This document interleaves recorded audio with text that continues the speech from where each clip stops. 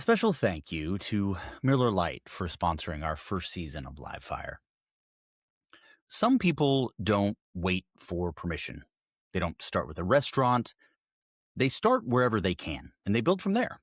Cooking in parking lots, borrowing kitchens, running a pop-up shop out of the storage room of a clothing store. It's an illegal restaurant, hidden in plain sight, until it all becomes something real. That's where Seth Siegel-Gardner begins, not with polish, but with momentum. Because for Seth, food has never been about what's on the plate. It's about what connects it. The through lines between places, between cultures, between people. The idea that cuisines separated by oceans might share the same language if you know how to look for it. And that belief begins with something bigger. Because over time, the work shifts from cooking to leading, from telling his own story to helping others find theirs, guiding chefs, building teams, creating restaurants that aren't just expressions of one person, but the result of many people moving in the same direction. Because at its core, this is a people business. One where the guest never sees the chaos, the mistimings, the pressure, the moments where everything feels like it might fall apart. They only see the final experience. And behind that experience are the people. The check-ins, the conversations, the quiet work of making sure everyone is okay so the whole thing can hold together. For Seth, that's the job.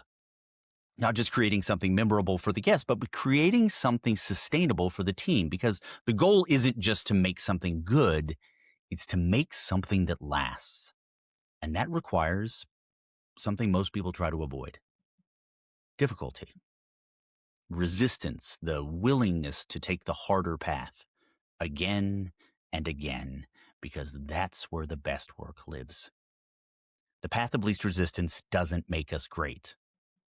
Season 1 of Live Fire is a series of conversations like this, stories of people building, shaping, and sustaining craft, all leading toward a single moment.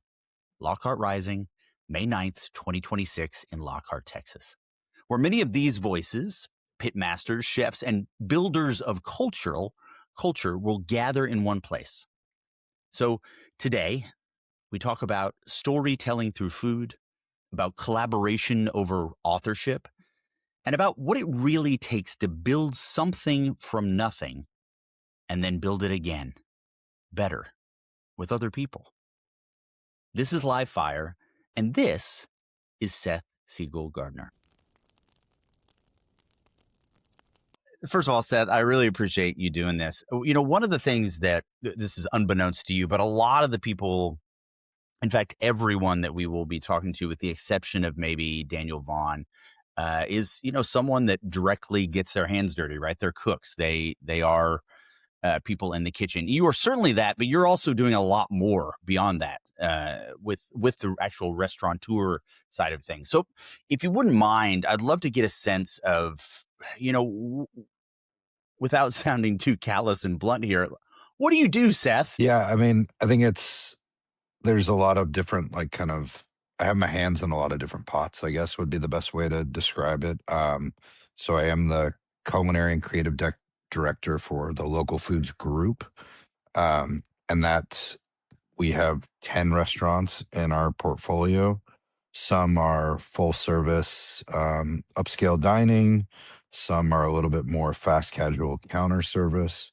And so I really am working with the chefs, and all of the kind of back of the house programs within those businesses, but at the same time pushing on creating new concepts with the company, and then all the kind of one-off events that we do throughout the year, and just kind of all those, like, kind of special moments that we try and bring with the hospitality group.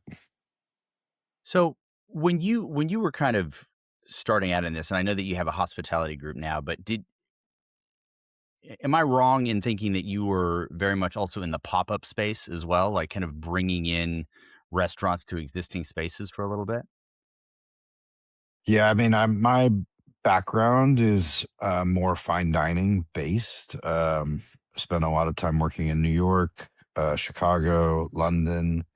Um, did own a very like fine dining restaurant here in Houston, but that all started with kind of pop ups, one offs, cooking in parking lots, whatever, using other friends' restaurants. I mean, uh, my former business partner and I, we did a pop up inside the um, storage room of a clothing store for six Sure. months. We basically ran an illegal restaurant back there, which was, and that kind of then catapulted into a brick and mortar space for ourselves. So I feel like I've kind of done, you know, hustled as much as possible to be a part of this industry and really kind of like put our stamp on things.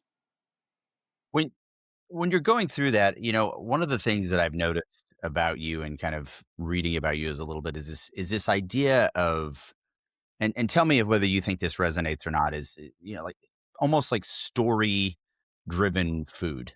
Does that resonate with you? And I'd love for you to maybe expand on that idea or, not, or a little bit more.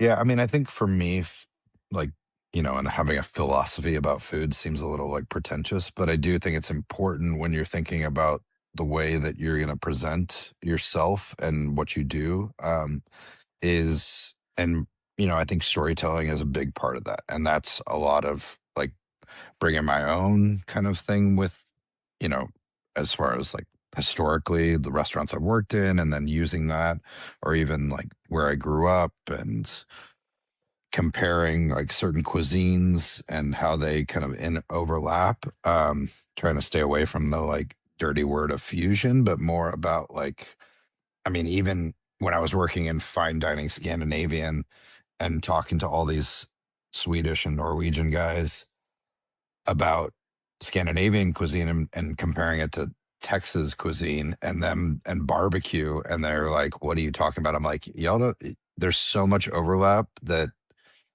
I don't think people really, but I like kind of finding those little strings to connect them. And then now that I'm in a little bit more of a mentoring role with some of my chefs in our group, it's a lot of uh, working with them on how they're telling their story with their food and the restaurants that they're overseeing. And then I'm just kind of behind them, kind of nudging them along.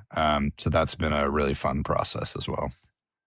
I think one of the things too that I've noticed in talking with a lot of the chefs over the course of this process is, as an example, I spoke with Ernest Cervantes the other day, and we were I talking about the idea Mate, I that, love that dude. Like I mean, how can you not? I mean, he's just he's an I easy guy to root for, man. he's an incredible person, but and I will say that, and I think kind of going back to that storytelling thing and maybe just like, I mean, connecting these two dots is with, especially with Ernest, is he's one of the most clever chefs that I've gotten to work with, especially in the barbecue world, where like he's so methodical about the way he's thinking about the food and like the way he's putting together plates and dishes. Like I'm incredibly impressed with him. Like he's just like the best fucking dude in the world, and you just like want to hang out with him all the time. But he is incredibly talented. We when talking to him and again talking with these other guys as well, what you notice is, food is by its very nature, it's ephemeral, right? It's a very short-lived, finite experience, but it really is the narrative around that food that people really dwell on. It's the thing that, I mean, for if you want to be really cynical about it, it's the marketing of the food, right? It's how people get word of mouth and everything out there. But as Ernest and I were talking, he's going to have people that have maybe driven hundreds of miles and that are going to stand outside his building for 2 hours. And yes, they're going to enjoy the things that have taken multiple hours to make, but they're going to consume it in a relatively short amount of time, and then they're going to Right. leave. And so it all revolves around this narrative that is built not only by the person that's consuming it and using it, but certainly what is the atmosphere of the place they're in? What is the interaction with the people at the block? What is going on with all that? And I'm just curious, this being a seeming through line with all of the people that I've talked to up to this point, what for you was it a meal? Was it an experience? Was it a person that you came across that really started to associate the narrative side of food and storytelling for you in how you've kind of built out your career? I mean, I think, you know, the romantic story of like cooking with your mother and like all those things, like that for Sure. sure was part of like, for me, that like that's those are core memories of like my childhood. My mom was in catering and photography and an artist and all this stuff. So it's like, and they're a very hippie family. And, but it was very much like, we want you to like, you know, here's a box of crayons and here's this and here, we want you to like develop these, I don't know, be imaginative and be creative and all this stuff. And I think much to their chagrin, I also wanted to play a lot of like very aggressive sports too. But and I think those two things then collided in the restaurant world in the sense of like you're part of a team, you're creating these, you as a team are creating kind of these memories, but then you're also creating memories for the guest. And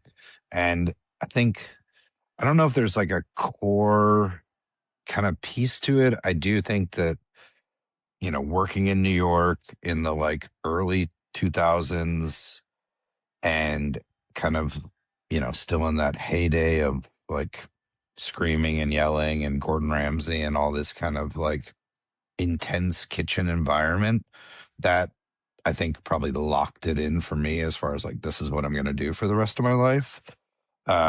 Because I love the chaos and I love the like mayhem, but then at the same time I love the creating the memories with the guest and those being a part of like someone's life for a very short amount of time, but potentially creating a memory that they're gonna always kind of go back to, like that might be the restaurant where they got engaged or where they had their first date or that dish that like they still talk about years later and things like that. I think that that's like an incredible thing to get to be a part of with somebody.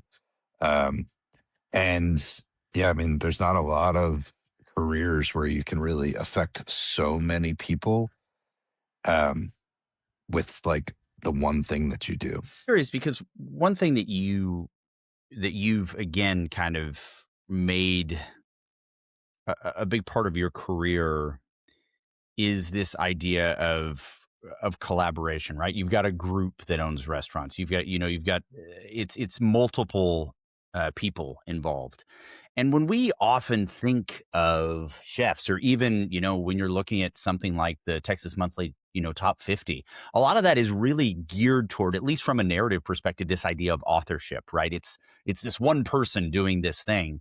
I'm curious through your experience, what brought you to the more collaborative side of things and made that a part of your work approach? Because this can be, I know enough to know that it is inherently collaborative, but at the same time, there tends to be a sense of authorship that comes with, a restaurant. There's a chef above the title of the restaurant sometimes. Like it's a thing. Yeah. Chefs open restaurants. So what have you learned over that period of time that has really kind of led you in that direction? I think it's just that sense of like wanting to learn more, and wanting to like education. And that's you know, chefs talk about it all the time. That's the beauty of this industry is like you'll never know everything. There's always something new.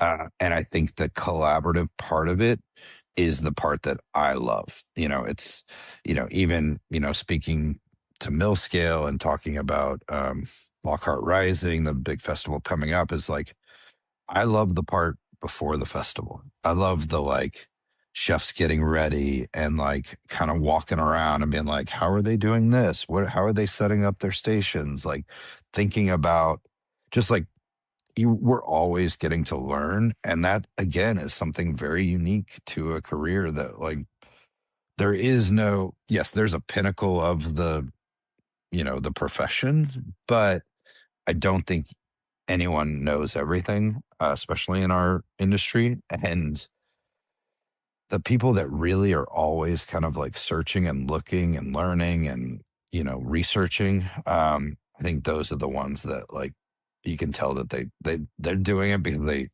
they're probably addicted to it, but they love it. Like and so I think getting to then cook with other chefs, and I love bringing other chefs into our kitchens. I love making sure that people see everything that we're doing. There's no real like secret sauce to anything that we do. Yeah, we might have techniques that we consider ours, but we've learned those from somebody else.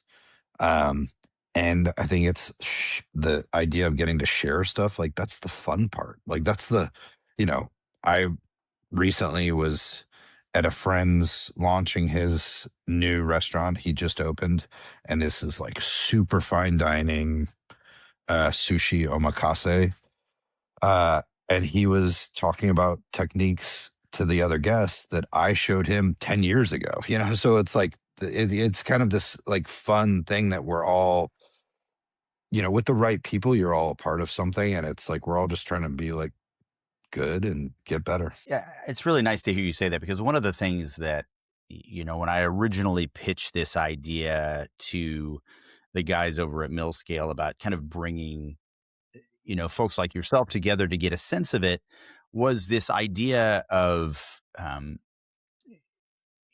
community through curiosity is, I think, how I framed it. Because I think I firmly believe that if you're an inherently curious person, it's impossible not to have community, right? There's a required humility that comes with curiosity that allows you the opportunity to learn and absorb and grow from other people, but likewise share. And what where you are now and with the experience that you've had up to this point, what is what is really kind of niggling around in your mind right now? Like, what are you curious about right now?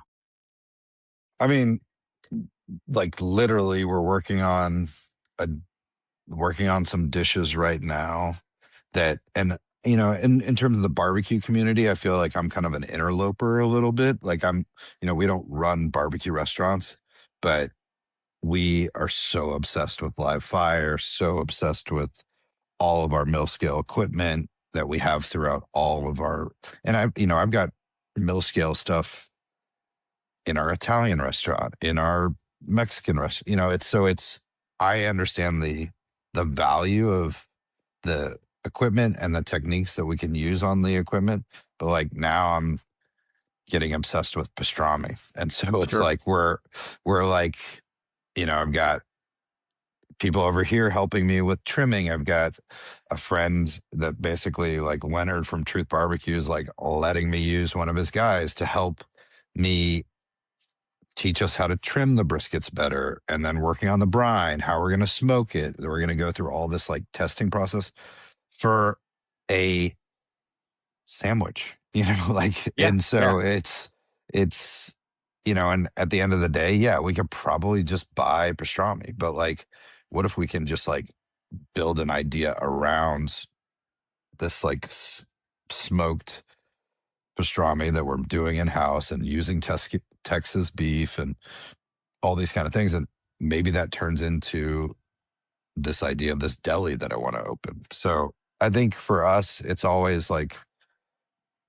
sometimes it's just like starting to pull on a thread and then just seeing what we can find with it. But I don't know. I'm like kind of a nerd in that way too, of like, I love understanding the science of things. I love understanding like why things do what they do. And I think that curiosity, and I think that is also helps with the community part of it as well, because then it's like we got to go eat at this place and try like what are they doing back there, like, and it's always like, one of my favorite things is like just peeking in the kitchens and seeing like what kind of equipment they have and like how they're setting themselves up and like how a chef designs his restaurant. And I mean it's just it's endless the amount of things that you can see, and once you show people that like you're interested, you're willing to learn, you want to like get excited about what they're doing. Like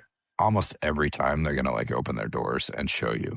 Like, and that's the exciting part for me.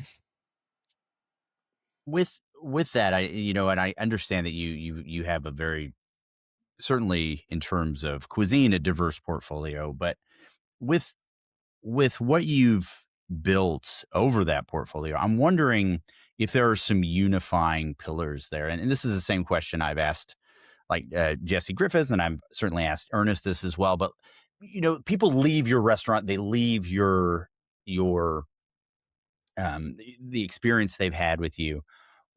What How do you want them to describe it to their friends? Like, what are three things you really hope that somebody says about an experience at one of your places?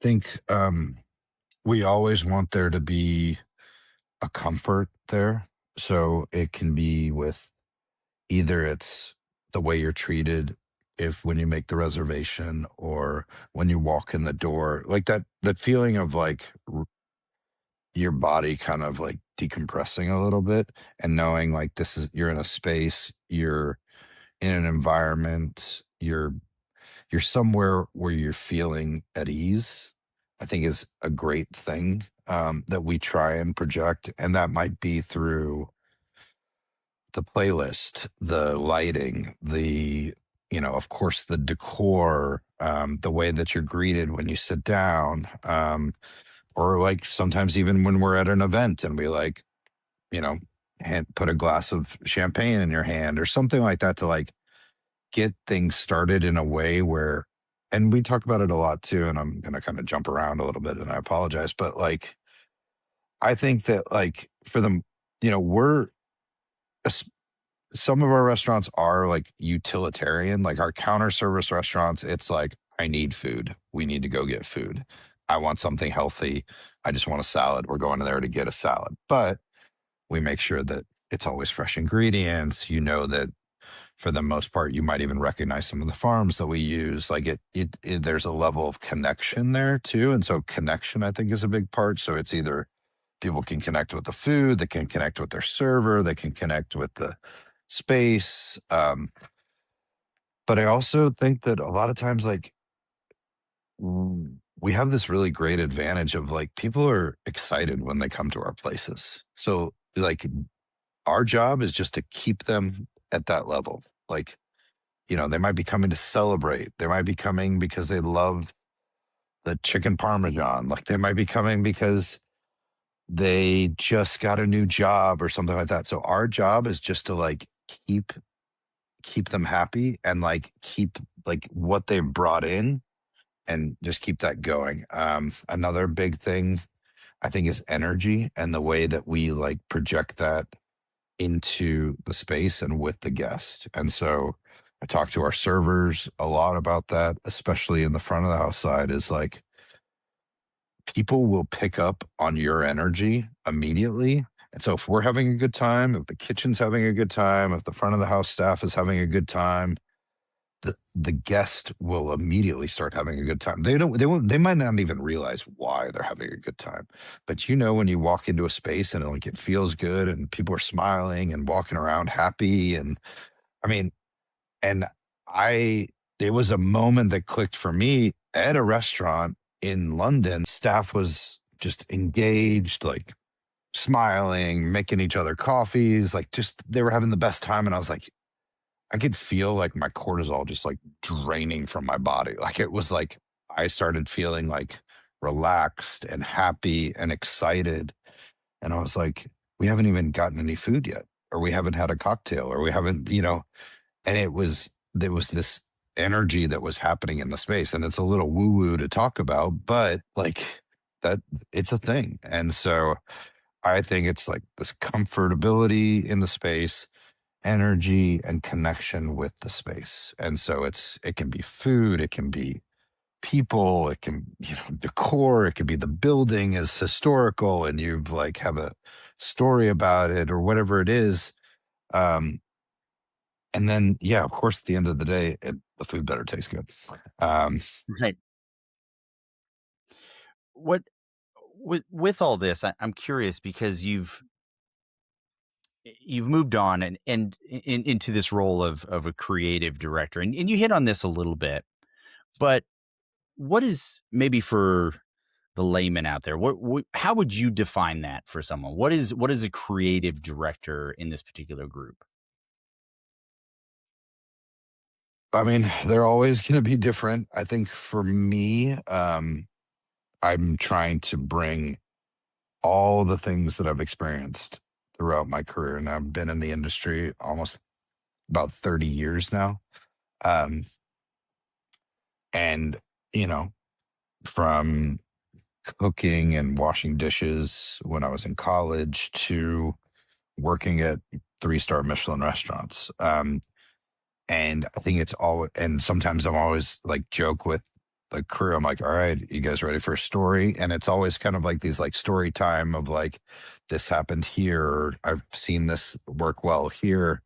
And so I do think it's a lot of pushing my staff and the people that directly report to me and showing them that like pushing them a little bit out of their comfort zone and showing them how, one, maybe how hard they can work, but what we can do with that as well. And so I think I really, and that was for me the thing that clicked when, and I think this happens to a lot of people when they're in the industry and they maybe don't know if they're going to do this for the rest of their life. There's going to be this moment where you're like, this is what I'm going to do. And I'm getting good at this.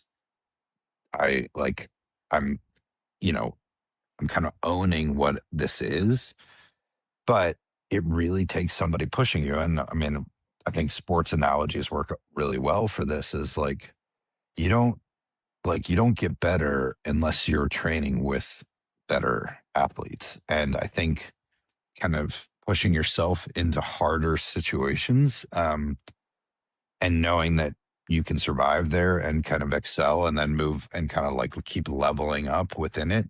I think that's very big for people in the industry. And I really want to continue that. I think a little bit of that has been lost. And so I'm still trying to do it in a positive way, not maybe the way I was taught, but like I don't smash things anymore and I don't scream and I don't yell or very little. Um, but I think that there is, and you know, there's sometimes there's a time and a place. But I do think that we need to continue to figure out a way to progress, especially if we're gonna, I don't know, to try and build these better restaurants and build these kind of places that people look at and really want to like strive to work at. And that's what I want. I think that that's what a lot of people that like a lot of the mill scale ambassadors, like these are people that like, like I know, like people want to go work for Ernest and learn from him. And there's a reason is because like he's built this kind of like temple of barbecue and he's very smart and he's a hard worker and he's kind of embodies all these things that people want. And so, but I mean, he had to work his ass off to get there. Like it wasn't an easy situation. And it's trying to show people that the easy way isn't the best way always. And sometimes we have to work hard to get the things that we want. And it's, I guess, that adage of like, everyone will like tell you, like, you did a great job. I forget what it is. Something about like, you work hard. People don't understand why you're working so hard. But then when you win, they always tell you you're lucky and they don't look back and see like how you got there. And so I think that understanding it takes a ton of hard work to get there. Um, and yeah, luck is part of it, but like luck's a really small part of it in our industry. One of the challenges I think that, and this is a topic that has been discussed by a couple of the folks, is just, first of all, the incredibly, um, I the word dangerous came to mind, but that's not the right word. The the incredibly, um, well, hard or finite, narrow margin nature of restaurant businesses, right? It's a tricky balance. And you have to, as you've just highlighted, be on the edge of development, be on the edge of doing things new, finding new ways to do things so you can entice people in, so you can tell a new story, so you can bring things in, but also maintain, again, one of those things you described, comfort, right? Comfort comes from familiarity, comfort comes from a sense of knowing. So, as a creative director, as someone, and maybe if you can even approach this just from the lens of creativity, how do you reconcile those two things and and still be able to maintain a business? Because look, development is not only time consuming, it's expensive. So Yeah. how do you work through that? I think that one, a lot of times we use specifically, I guess, from a kind of a understanding how we like business and how we do development within our business. I think we use a lot of events and pop-ups, one-offs as almost like our R&D, because we're, in theory, if we're doing a festival and hopefully it's a good festival where they take care of you, you're given a stipend, so we can use a lot of that money to then offset any like quote unquote like R&D expense on a dish, because we do know that people are coming. And in our case specifically, it's harder for some of the other, like, I think it's hard for traditional barbecue because, like, for instance, like, if they don't serve brisket, they might be like, people are like, well, why are you here? Or something for some of Well, them. certainly in Texas, yeah, yeah, Yeah. Um, and I mean, the beef thing that's a whole other, that's almost like its own issue in itself. yeah. That's Uh, certainly an issue that we've discussed. Yeah. and I think that's a big part. I mean, that is the fucking the elephant in the room in that world. But I do think it's kind of the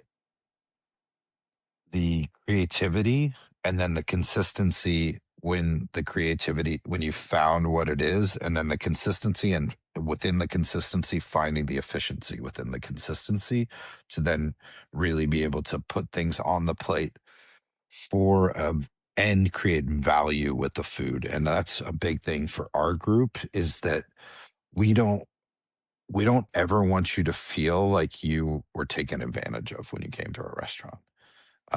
We really want it to be like, look, yes, you might pay a little extra for that luxury dish or luxury ingredient on the dish, but you don't feel bad about that payment. Whereas like sometimes you go to eat at super fine dining and you're like, oh my God, dude, like that was like a mortgage payment. And it wasn't like, we wanted always to feel like it was worth it. And yeah, along the way, we try and like, do as much extra as we can. And I mean, we run on razor thin margins. I think we're in a different position because we're so big that there is a lot of efficiency within that. Yeah. And there's offset, like we have a business that does an amazing lunch business. So then some of the other businesses just can focus on dinner business. Whereas if you have one business, it's like, we need to be open 7 days a week. We got to do lunch and dinner. We're like, now we're worried about labor. And so it's at a certain point, you're like, it just doesn't make any sense. So for us, it's really about trying to figure out how to make the most sense within like changing, economics of like just the way things are going in the United States right now. Well, kind of in the same vein of, creativity and the guest experience, what do you, if you had to say, what's something that diners don't understand about creativity in food that maybe you wish they did? I don't think that they understand that how long and how expensive it is to put something on the plate. It might be, of course, certain things you're like, well, that's steak and potatoes. Like I can do that at my house. It seems like that's pretty easy to like figure out how to serve that at a restaurant. But like something that's like very nuanced, or, I don't think that people understand the expense it took to get to you, and, you know, what especially like what equipment costs, what labor costs, what, the unforeseen, like, I don't know, damages of a fire or a cook burning everything or, all these other things and that was a big thing. I remember Gordon Ramsay used to always say is like, keep it in the kitchen. And so like the guests never experience any of that. They never know anything that's happening. Like it's always like behind the curtain. Um, and so yeah, you might be having the most mm, beautiful meal of your life. Everyone seems like everything's happening, and like it literally feels like it's burning to the ground in the kitchen right now with like screaming and yelling and like we're running out of this and where's this and we overcooked this or something like that. So I don't think that it's the guest doesn't see that, and the guest doesn't understand that like there's a million other things and we are a people business, so like there's a lot, I feel like half of my day could be like playing therapist of like, and that's compassion, I think, is a big part of our industry. And I think that's where things have changed and they've changed for the better. And that's what I try and kind of like push on to the chefs as well is like, I mean, usually the first question I ask them is like, how are they doing? I'm not like, how was last night? Or like,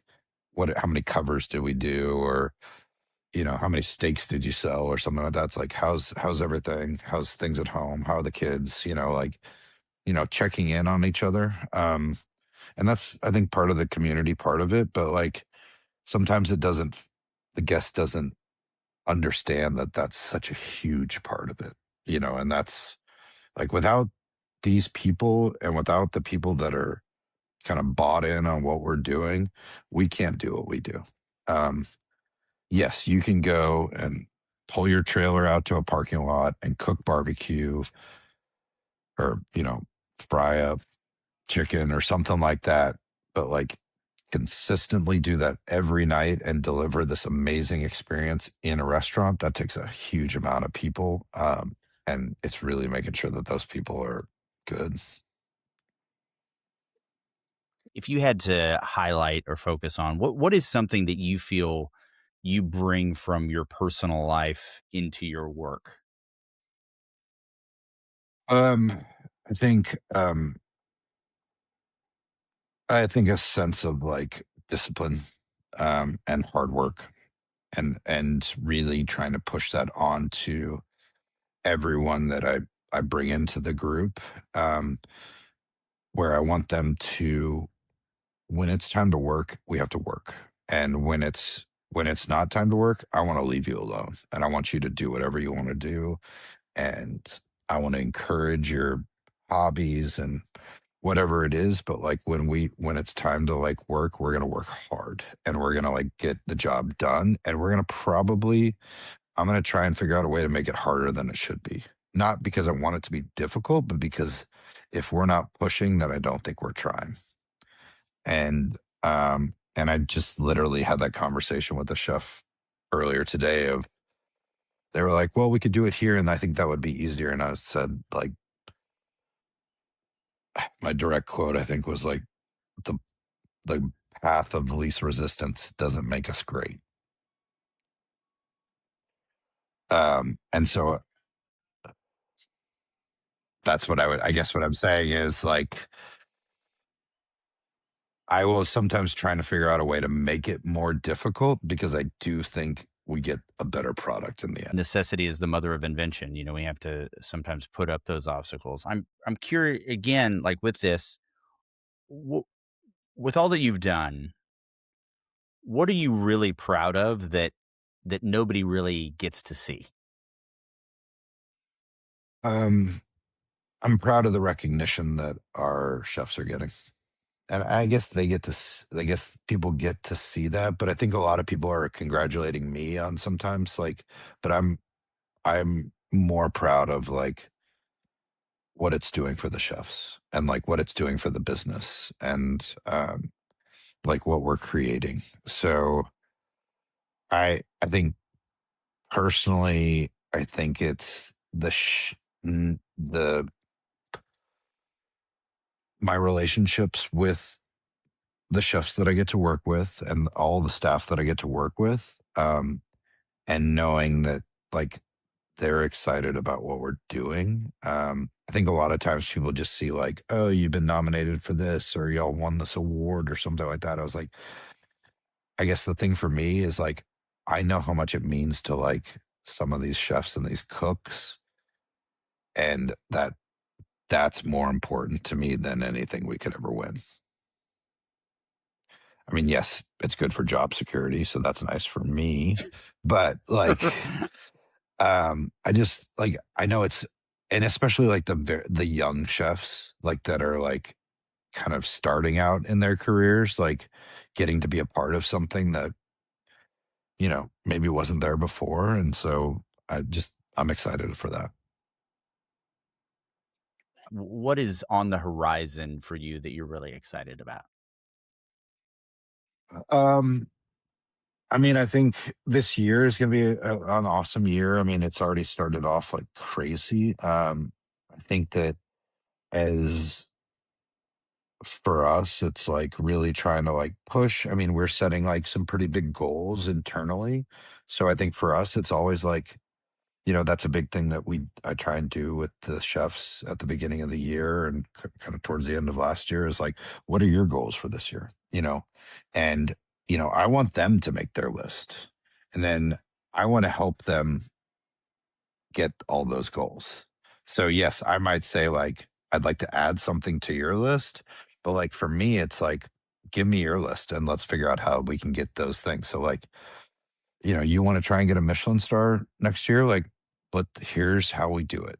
Here's what I think we need to work on, and like I want them to set the goals. And that's a lot of the way that we develop the menus too is like I want you to get excited about the menu. Like you're the one that's going to have to cook it every day. I'm just get to be the one that sometimes takes credit for it, but like you're the one in the kitchen. You're the one that's so for me it's like getting to work with people on those things. That's probably the thing I'm most excited for. Yes, there's like definitely some stuff I'm kicking around that I want to work on, and like I want to open a deli and like kind of like revisit like what deli diner culture and like is and could be, and what the future of that is, because it's lost. It's getting more and more lost, and so I think we need to bring some of that back because kind of I guess closing the loop on all this conversation is like community is like those are like those places, those like meeting places, those like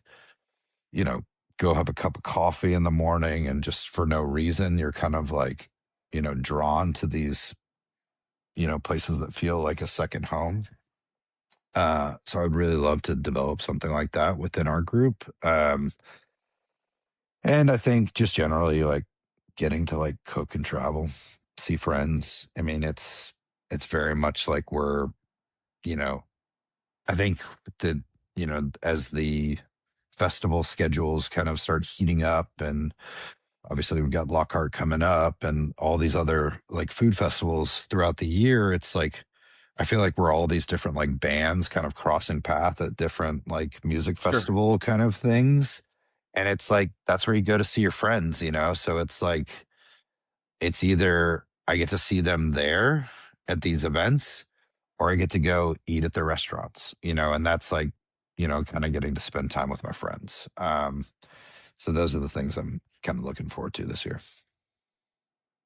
This might get you in a little bit of trouble, but is there any particular dish you might be looking forward to at Lockhart? I mean, honestly, anything Ernest makes. I mean, dude, he did this like lamb barbacoa thing a couple months ago together. We were cooking in West Texas together, and it was like I'm still haunted by that dish, in the best possible way. So I always love seeing what he's gonna do. Um, Leonard cooking some killer brisket, of course. I'm sure he'll be doing kind of the traditional stuff. It's always fun to see what Charlie's doing. He's always kind of goes a little bit outside the box, which is always nice to see. Um, yeah, I don't know. And honestly, I'm trying to figure out what we're gonna do. So, I mean, last year we did this Do you octopus feel any trumpo. pressure with that? Oh, Do you feel any 100%. Like pressure with? So what Always we have to how be do you like work as through that? crazy as possible. Um, I think for us, or it gets a little, and I've heard like there's some, when I was in New York, it was like WD-50. I don't know if you're familiar with that restaurant, Wiley Dufresne's restaurant in New York, very cutting edge. Uh it's been gone for a few years now, but I used to always hear him and his chefs talk about like they felt like they had a gun to their head because they always had to create, they always had to be different, they always had to like be like, whoa, because you kind of, there was this expectation of like, what are they going to do this year, like, and I think we keep kind of trying to bring it every year. So yeah, it's sometimes I'm like, all right, Adrian, one of our chefs that I know will be with us at Lockhart, who loves going there, I'm like, maybe you should come up with this. I mean, I'm a little fried right now, but I'm sure something will like click and I'll be like, yes, we got to go. We're going to do this. We're going to like, and I don't know what that is yet, but yes, we will try and bring it as always. We try and always bring the I think show that for sure. I think that's part of the fun for me of Lockhart Rising in particular because it's not a competition, and it seems like just it's you're trying to outdo your boys. I mean, that's all it really is, right? And that's It's a and that's very the whole, that's the it fun is, part about it. it's a flex for sure. Like we Yeah, are trying to like, I want people to walk by our station and be like, Jesus, what the fuck is it? What are they doing? And you're like, I mean, it looked like, I mean, when we pulled that thing out, it looked like unleashing the Kraken, this like black octopus trumpo thing with like tentacles hanging off it and fire and like bone marrow and all this stuff. I was like, this is like as carnal as it gets. So I have no idea what we're gonna do this year, but we'll bring it. I really appreciate your time, Seth. Thank you so much, man. Yeah, this has been fun. Thank you for having me.